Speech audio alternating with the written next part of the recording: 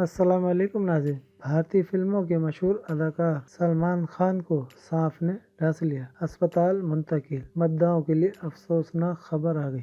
برائے مہربانی آپ ہمارے چینل کو سبسکرائب کریں اور ساتھ میں گھنٹی کے نشان کو دبا کر آل نوٹیفیکیشن کو دبا دیں تاکہ ہماری آنے والی ہر نئی ویڈیو آپ تک پہنچ سکے۔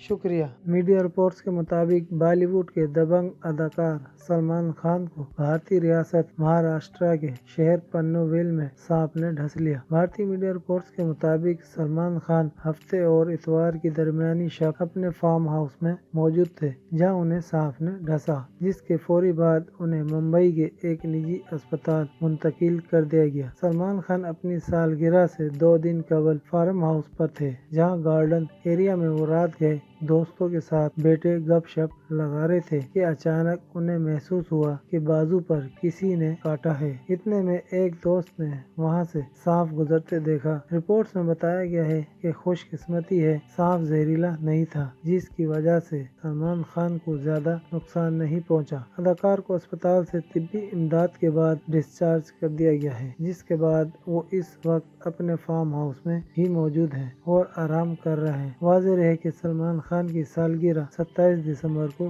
ہوتی ہے۔